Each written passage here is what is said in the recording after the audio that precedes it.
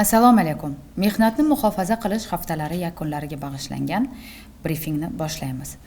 Joriy yilning 28-aprel 2-may kunlari respublikamizda mehnatni muhofaza qilish haftaligi o'tkazildi.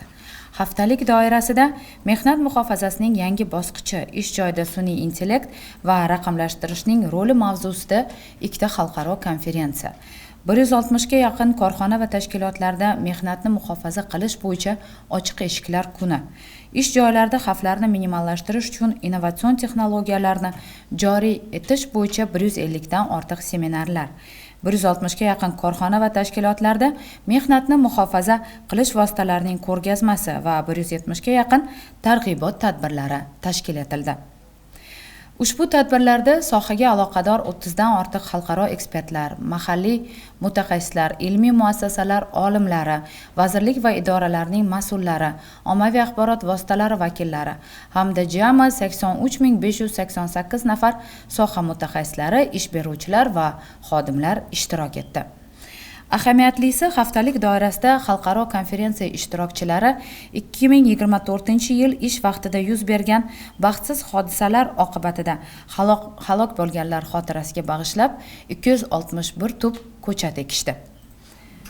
Ma'lumot uchun 2024-yilda respublikamizda ishlab chiqarishda 868 ta baxtsiz hodisa sodir bo'lib, buning oqibatida jami 976 nafar kishi jarohatlangan, ulardan 261 nafari halok bo'lgan. Baxtsiz hodisalar tufayli xodimlar yoki ularning oila a'zolariga 3,7 milliard so'mdan ortiq tovon pullarini undirish yuzasidan sudlarga da'vo arizalari kiritildi va undirib berildi.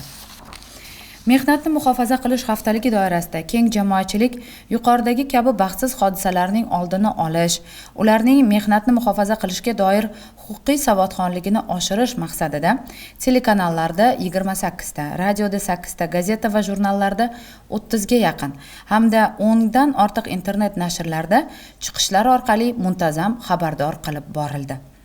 Haftalik doirasida o'tkazilgan tanlovlar natijasiga ko'ra 107 nafar namunali ish beruvchilar va 226 nafar soha mutaxassislari qimmatbaho sovg'alar bilan mukofotlanishdi. Mamlakatimizda mehnatni muhofaza qilish mavzusi haftalik yakunlaridan so'ng ham o'z dolzarbligini yo'qotmasligi kerak. Kambag'allikni qisqartirish va bandlik vazirligi barcha ish beruvchi va xodimlarni mehnatni muhofaza qilish talablariga amal qilishga chaqiradi. E'tiboringiz uchun tashakkur.